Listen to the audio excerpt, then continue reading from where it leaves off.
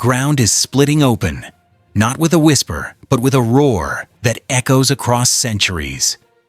In the shadow of ancient glaciers, the Earth is remembering something it hasn't felt in over 800 years. Iceland, the land of fire and ice, is waking up, and this time it's not going back to sleep for another 4 centuries. This isn't a natural disaster. This is nature itself, operating exactly as it was designed to. And we're standing in the front row. Iceland sits at the edge of everything we understand about our planet.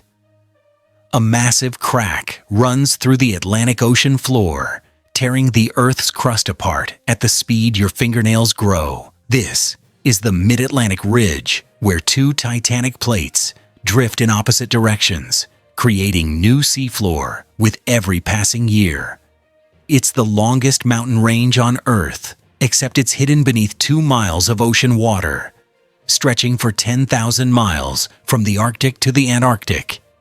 Beneath the surface lies something even more powerful, a column of superheated rock rising from depths so profound they touch the boundary of our planet's core. This is a mantle plume, a geological furnace that's been burning in the same spot for millions of years. While the plates above drift and shift, this plume remains stationary, a fixed point of unimaginable heat and pressure. Iceland is the only place on Earth where both of these forces collide above the ocean's surface. It's a geological miracle, a window into the planet's violent creative process, a laboratory of creation and destruction operating on a timescale that makes human history look like a heartbeat.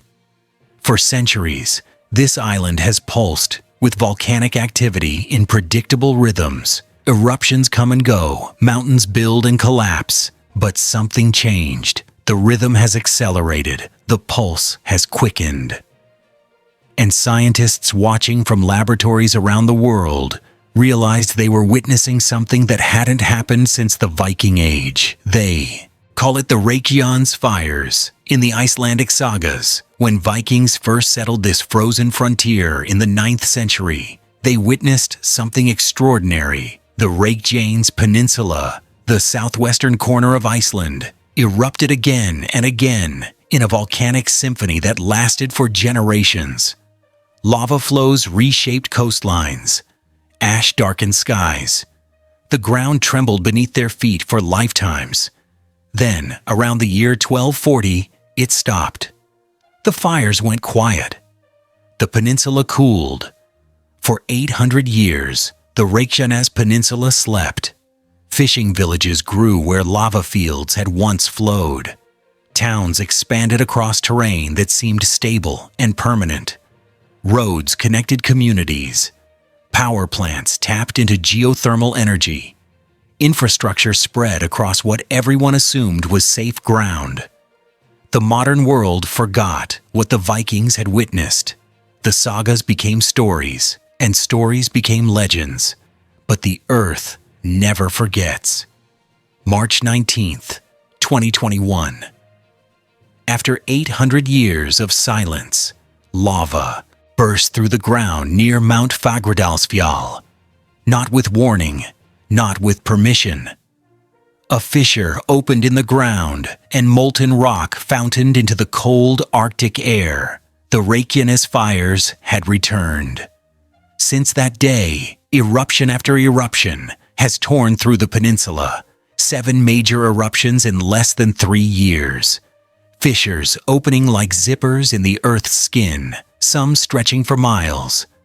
Lava fountains launching molten rock hundreds of feet into the air, visible from Reykjavik.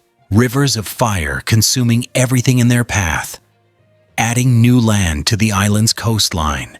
This isn't a crisis that will end. This isn't an emergency to be managed and overcome. This is a cycle, a geological marathon that scientists now understand will run for another 200 to 400 years. We're not watching the end of something. We're witnessing the beginning, the opening act of a show that will outlast everyone alive today. Deep beneath Iceland, in the darkness of the upper mantle, 60 miles below the surface, something has shifted. The mantle plume that's been fueling Iceland's volcanic activity for millions of years has intensified its output.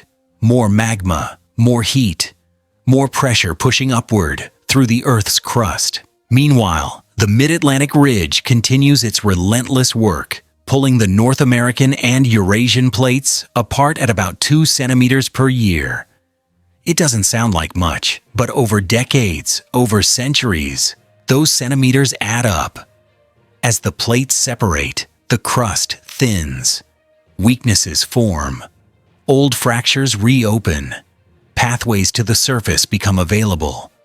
The magma beneath the Reykjanes Peninsula has been building for centuries, accumulating in massive chambers deep underground.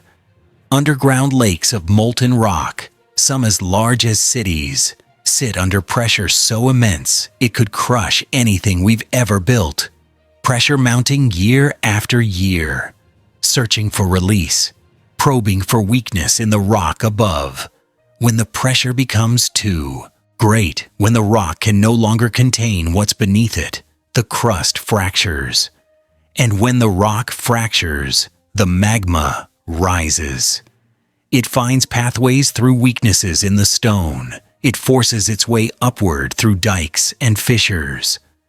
And when it reaches the surface, it erupts. What makes this cycle so predictable, yet so unstoppable, is the scale. This isn't about individual volcanoes with single magma chambers. This is about the entire peninsula becoming a pressure valve for forces operating on continental scales. The whole region is interconnected, a complex network of channels and chambers that feed eruptions across dozens of potential eruption sites. Each eruption relieves some pressure, but the system quickly recharges. The mantle plume keeps feeding fresh magma into the chambers below. The plates keep pulling apart, creating new space for that magma to occupy. The cycle continues, perpetual and unstoppable.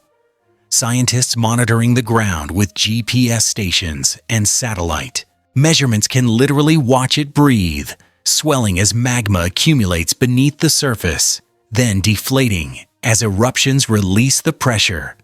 The land rises and falls like a sleeping giant's chest, each breath lasting months or years. In some areas, the ground has risen by more than a meter in just weeks before an eruption. This is planetary machinery, operating on timescales that dwarf human civilization. This is the Earth, doing what it's been doing for billions of years, indifferent to what we've built on its surface. The fishing town of Grindavik has become the face of this new reality. For generations, families built their lives here. Homes passed down through families, businesses that had operated for decades, memories woven into every street corner and shoreline. Children grew up here. Couples grew old here. It was home in the deepest sense of the word. Then, in November 2023, the ground beneath the town began to tear itself apart. Massive fissures opened in streets, some wide enough to swallow cars. Buildings shifted on their foundations, walls cracking as the earth moved beneath them. The smell of sulfur filled the air. Earthquakes struck every few minutes, hundreds in a single day. The entire town was evacuated within hours, residents leaving with whatever they could carry, not knowing if they'd ever return. Since then, lava has flowed through neighborhoods multiple times, consuming homes and infrastructure without mercy. Residents watch from a distance as their former lives disappear beneath cooling rock. Some eruptions have been captured on video, walls of lava advancing down streets where children once played, engulfing houses that had stood for generations. Some parts of the town still stand, protected by massive earth barriers hastily constructed to divert lava flows. Modern ramparts in a battle against nature itself. But the threat never ends. It only pauses between eruptions. The question isn't if there will be another eruption, But when? And whether the defenses will hold again. This is the new normal for the Reykjanes Peninsula. Not a single catastrophe to overcome and rebuild from, but a perpetual state of volcanic activity that will outlive everyone alive today. Infrastructure that took decades to build can vanish in hours. Roads that connected communities are now buried under meters of fresh rock. Power stations, pipelines, communication networks, all vulnerable to the next eruption, which could come tomorrow or next month. Yet Iceland is adapting with characteristic resilience. Engineers are developing sophisticated warning systems that can detect magma movement hours or even days before it breaks the surface. Construction techniques are evolving to account for ground deformation and lava flow patterns. Entire communities are being relocated to safer ground, accepting that some places are simply no longer viable for human habitation, at least not for the next few centuries. The Blue Lagoon, Iceland's famous geothermal spa and one of the country's biggest tourist attractions, has been evacuated multiple times as fissures open nearby.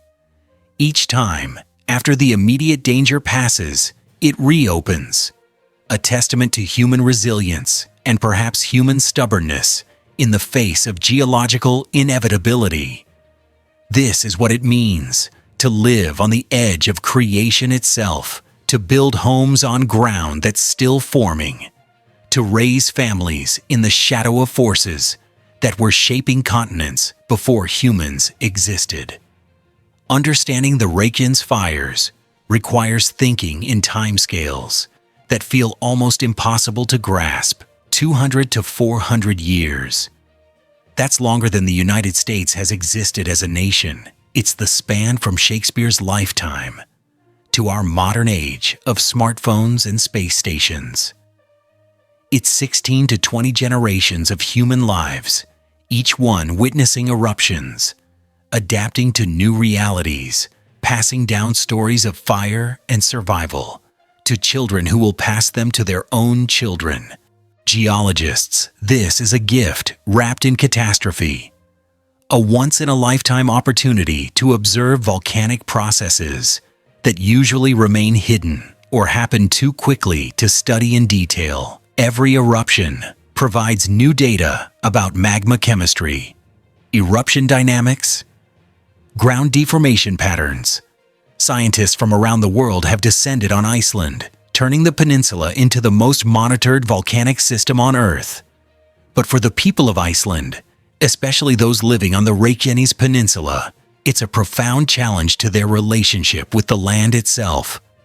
How do you plan for the future when the ground beneath you refuses to stay still?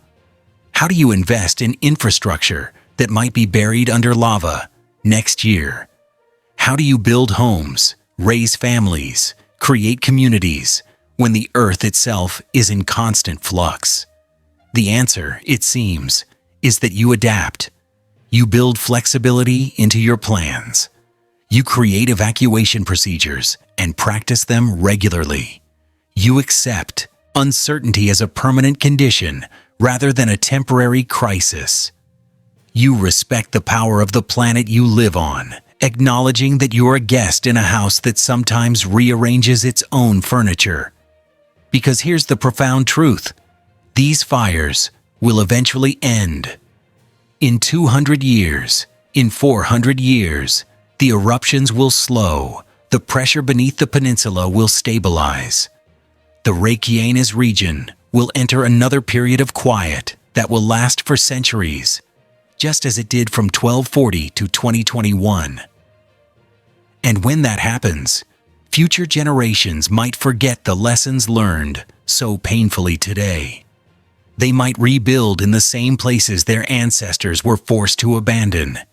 They might convince themselves that the danger has passed forever, that the quiet will last indefinitely. Until, perhaps in the year 2600 or 2800, the cycle begins again. Iceland is showing us something fundamental about our place on this planet.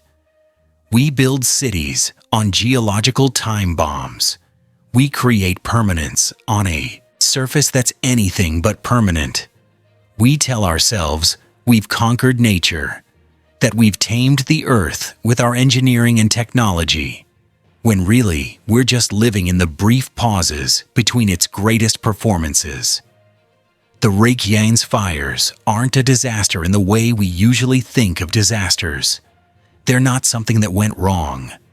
They're a reminder that the earth is alive in ways we rarely consider. It moves, it breathes, it creates and destroys, according to laws that were written in physics and chemistry, long before humans walked upright, long before life itself crawled out of the oceans. And right now, in a frozen corner of the North Atlantic, it's writing a new chapter in a story that's been unfolding for billions of years, one that will last for centuries, long after everyone watching these eruptions has become a memory themselves. The fires have returned to Iceland. The earth is speaking in its ancient language of lava and ash, and it's just getting started.